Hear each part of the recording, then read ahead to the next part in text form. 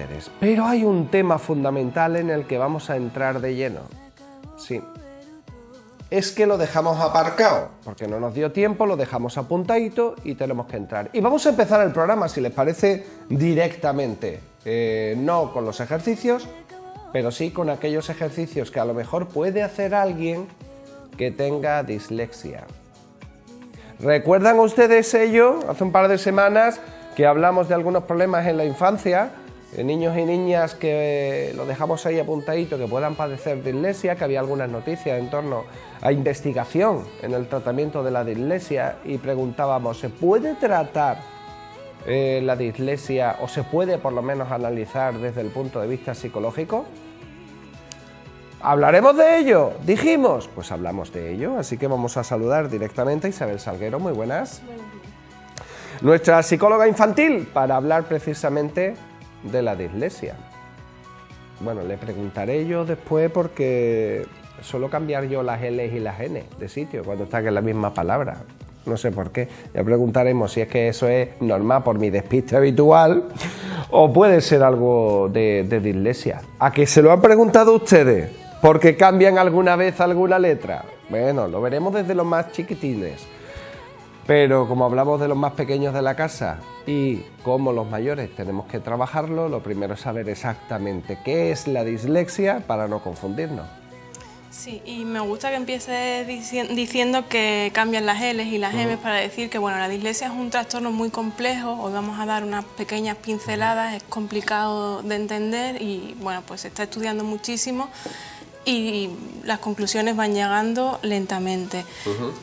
Lo que pasa con los trastornos que están en la calle, que se conocen popularmente, es que se terminan haciendo como muy sencillos, ¿no? Y no es así, es un trastorno complejo que hay que atenderlo muy específicamente.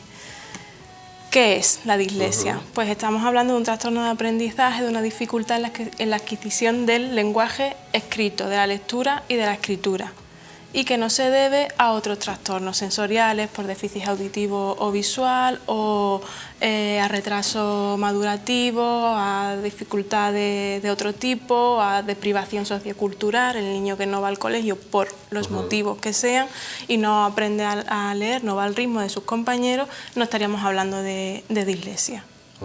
Sino por centrarlo un poco. Hay alguna dificultad en el aprendizaje del lenguaje escrito, verbalizado, o sea, escribir y leer. Exactamente. Son las dos claves fundamentales.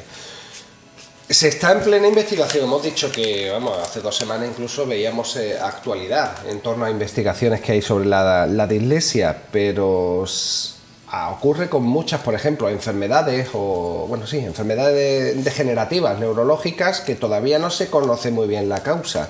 ¿En la dislexia se conoce qué causas son las que pueden afectar? No se conoce, no están claras. Hemos llegado a la misma conclusión entonces.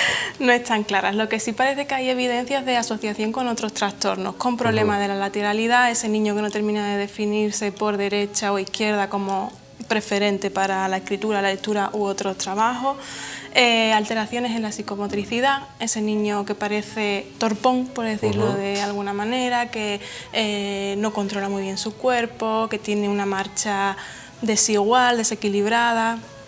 Y trastornos no se tienen por qué dar juntos, pero pueden aparecer asociados. Trastornos perceptivos, dificultad para diferenciar arriba a abajo, cerca a lejos, derecha a izquierda.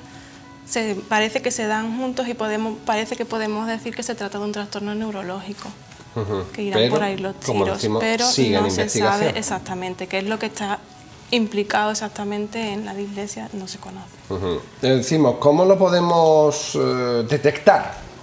Que es lo fundamental, una vez que conocemos estas relaciones que son fundamentalmente neurológicas, como estamos comentando, pero claro, ¿cómo se detecta? ¿Qué nos damos cuenta? Que decíamos antes lo de cambiar algunas letras, la L por la N. ¿Será dislexia eso? ¿No será? Hay uno que normalmente no es, que es cambiar la L por la ñ, que eso suele ser un poquito de dificultad al aprendizaje, pero ¿puede ser dislexia también? La pregunta directamente si les parece a la profesional. ¿Cómo podemos detectar esto? ¿Cómo se presenta la dislexia, como estamos hablando de aprendizaje en la lectura y en la escritura? Pues aparecen en los niños y niñas a nivel personal algunas características que pueden darnos pistas, como por ejemplo una falta de atención. Parece que el niño pudiera estar teniendo un déficit de atención, pero no es así. El problema está en que ese niño o esa niña tiene que hacer un sobreesfuerzo para poder seguir la clase, las materias, y por eso pues llega un punto en el que está cansado psicológica, mentalmente, y desatiende. Desinterés en el estudio, pero más bien motivados por lo mismo, porque es una dificultad grande, porque no llego, porque hay unos sentimientos de frustración grandes, y entonces pues pierde un poco interés, algo que está muy lejos de mi alcance, y entonces yo ya no sigo adelante para alcanzar el objetivo.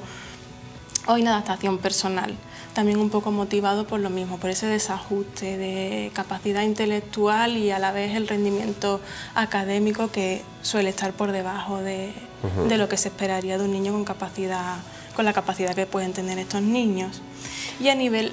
Sí, no, decíamos que aunamos, precisamente recordando aquellos estudios que salían, como incluso una parte de absentismo escolar puede estar motivado por una dislexia que no ha sido diagnosticada, ¿no?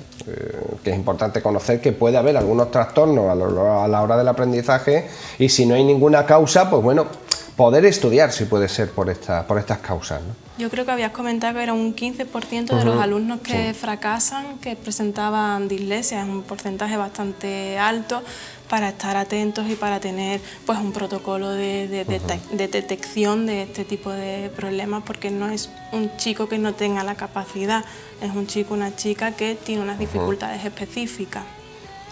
Y decíamos, ahora físicamente podemos decir cómo se podía detectar, cómo se presenta esta dislexia. A nivel escolar, lo que es en la lectura y en la escritura, pues desde pequeñito se va viendo que hay omisión de fonemas, se suprimen algunas letras, por ejemplo, decir bazo en lugar de brazo, o inversiones, se da la vuelta, por ejemplo, pardo en lugar de prado, o sobre todo con las trabadas hay también mucho problema, cambiar las sílabas del lugar, decir cacheta en lugar de chaqueta, este tipo de cosas que son como las que más nos suenan quizás, ¿no?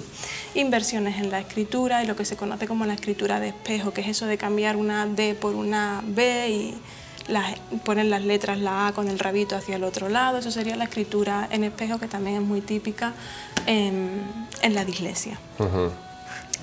No, si al final yo voy a hacerlo, tú verás. O lo habré sido, si es que no, todo el mundo me dice que yo tengo un problema neurológico bien dado, pero eso es por darle un poquito de broma al asunto. Ven que son síntomas que podemos estar atentos simplemente, ¿no?, al verlos en casa y repasar la tarea con nuestros pequeños, ¿no? Sí, ¿Hay alguno más que se puede ver? Pues cuando hablamos de dislexia tenemos que hablar de dos componentes, que son la disgrafía y la disortografía. La disgrafía es esa escritura ininteligible, los rasgos no están bien definidos, se cambian las letras, como decimos, se dan la vuelta, se desordenan, a lo mejor hay palabras que están separadas donde no tienen que estarlo y otras que están unidas cuando tienen que estarlo. O sea, hay como una fluidez rara, difícil de seguir en el texto escrito, y no obedece al nivel, como decíamos, que debería tener el niño o la niña. Y la disortografía, que sería ese niño o esa niña que comete faltas de ortografía de una manera exagerada, que tampoco no es ese que escribe y que pone hola sin H.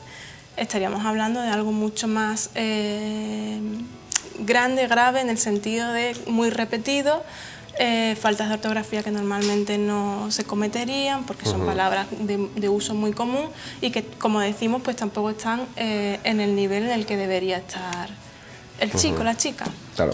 Si tenemos mucha falta de ortografía, de todas formas, y no hay otros síntomas, tampoco se alarmen. Es que somos así de malos. Es que hay que leer. Es que hay que leer. Es que la única manera de no tener falta de ortografía es leyendo, porque vas observando y visualmente se te van quedando las palabras porque las ves a la hora de la lectura. Por eso también es importante leer, ¿vale? Lo digo para que no ahora dice, uy, mi niño tiene mucha falta de ortografía. ¿Será disléxico? Bueno, primero, ¿lee mucho el niño? ¿No lee nada? Pues probablemente lo que tenga es que simplemente no aprende bien porque no ha leído, ¿no? No se esfuerza o no pone el interés que requiere el asunto. Claro que si nos encontramos con todo esto, se puede llegar a diagnosticar esta dislexia, aunque no se conozcan muy bien las causas, ¿no? Todavía que la pueden provocar. Se puede recuperar porque normalmente se detecta tarde. Lo vemos cuando ya se está produciendo muchos fallos, ¿no? Como bien dices, hay que hacer un buen diagnóstico y aunque no se conozcan las causas, se conocen los síntomas y podemos decir si existe trastorno o no existe con cierta seguridad de estar en lo cierto. Como siempre, el diagnóstico precoz va al final a dar lugar a una mejor recuperación, pero aún así, en el momento en el que se detecte la complicación, se debe empezar a trabajar con ella. ¿Qué tipo de trabajo se puede hacer con niños o niñas que presentan dislexia? Pues ejercicios, como hemos hablado antes de los trastornos que van asociados, ejercicios sobre la actividad mental, la memoria, la atención, la discriminación, seriaciones, agrupaciones, este tipo de trabajo a nivel intelectual que requieran atención, memoria y pongan en juego todo, exactamente, todo lo que es la actividad mental. Ejercicios perceptivo-motrices, como pueden ser ejercicios que incluyan colores, tamaños, figuras, discriminación, como decíamos, ejercicios que pongan en juego también el esquema corporal, los movimientos, dar órdenes del tipo, da 2 pasos a la derecha, 1 a la izquierda, ese tipo de trabajo para... Bueno, la yenca. Con Enrique y Ana, no, lo digo, no vayan a pensar ustedes en casa, uy, ahora vamos a tener que ponernos a hacer ejercicio a clase, ¿no? Que estamos hablando de juegos, que vean ustedes realmente que eso es un paso para adelante, 2 para atrás, yo qué sé, juegos de los colores, de poner las manos, el pie, ¿no? Exactamente, se puede hacer muchísimas cosas que ayuden al niño a crear un esquema corporal acertado sin necesidad de que sea aburrido a través del juego, además con el cuerpo, nunca nada mejor que jugando. Claro, y uno dice, vale, pero ¿cuáles son los ejercicios que yo podría hacer? Porque... está claro, ¿no? Llaman ustedes a Isabel Salguero, le preguntan una consulta, porque en esto, una consulta que hacemos siempre, una pregunta que hago habitualmente, en este tipo de... es casi las consultas van más con los padres que con los niños inicialmente, de ver el entorno en el que se mueve y dar una serie de recomendaciones de cosas que se pueden hacer en casa, aparte de las sesiones que se pudieran tener, ¿no? En este caso, para el diagnóstico, es fundamental la intervención de los padres y contar con los padres para hacer eso, un buen diagnóstico y quitar la información que veamos que no vaya en relación con este trastorno y que pueda ser otro. Luego recomendaciones, por supuesto, a las familias de qué se puede hacer y cómo se puede reforzar el trabajo que se hace en el colegio, el trabajo que se haga con el aula de educación especial, con la profesora, el profesor de pedagogía terapéutica y el trabajo que haga en gabinete psicológico, psicopedagógico, si es el caso. Se pueden reforzar en casa, se puede hacer un hilo conductor de todo el trabajo para que el chico vaya mejorando a un ritmo mayor. Mira, esta palabra yo creo que puede detectar una cierta dislexia. El prosóntico. Es que hay muchas palabras, se utilizan muchos chistes, pero es verdad, hay mucha gente que en vez de pronóstico dice prosóntico. Y al final te das cuenta, y es uno de los síntomas que estábamos hablando, de que puede haber grados, además, me imagino, de determinadas dificultades, pero al hablar de un pronóstico de la enfermedad puede evolucionar de manera adecuada, bueno, la disfunción que estaríamos hablando. Me saltaba antes de decirte que luego, además de los ejercicios de percepción y de actividad mental, se usan, por supuesto, ejercicios de lenguaje y escritura. Solamente apuntar eso. Bueno, me lo he comido yo, no es ella. Me lo he saltado yo, que lo vamos a hacer, pero ella es muy educada y no se echa las culpas, que sean ustedes que me he equivocado yo. Pero bueno, para eso estamos y para eso es directo, para poder corregir sobre la marcha y poder hablar que aparte, claro, como son errores de lectura y escritura, hay que reforzar esa actividad, ¿no? Claro, además gradualmente se va aumentando en dificultad para que el niño vaya avanzando. En cuanto al pronóstico, fundamental un buen diagnóstico, acertar con el problema que estamos tratando y no irnos hacia otras cosas e intervenir de una manera no adecuada. la precocidad. Cuanto antes se atienda el problema, mejor pronóstico va a tener. La capacidad del chico, de la chica, también juega un papel fundamental. El interés y la motivación que presente y la colaboración de la familia. Este conjunto de cosas es lo que va a marcar un mejor pronóstico. Hay chicos, chicas con diagnóstico de dislexia que han estudiado sus carreras universitarias, que tienen un éxito académico como cualquier otro que no presente el problema, trabajando y con un gran esfuerzo. O sea, que uniendo todos esos factores podemos llegar a vivir con normalidad, con esa dislexia. No tiene por qué provocarnos un aislamiento, ¿no? En ese caso. Exactamente, y además cuanto antes, como siempre decimos, cuanto antes se trabaje, menos lacra va a causar, menos va a pesar al chico y menos distancia va a haber entre él y sus compañeros con respecto al rendimiento académico. Tenemos que empezar cuanto antes para ir salvando las dificultades a tiempo. Perfecto, pues con eso nos quedamos. Isabel, muchísimas gracias. Cortito. Y ya saben ustedes, dislexia no tiene por qué suponer un especial problema, simplemente hay que saber qué hacer. Lo dicho, muchas gracias. Gracias a ti. Nos vamos a publicidad rápidamente porque después tenemos que hablar de otra cosa, de otro tramo de edad bastante diferente, sí, el de los mayores.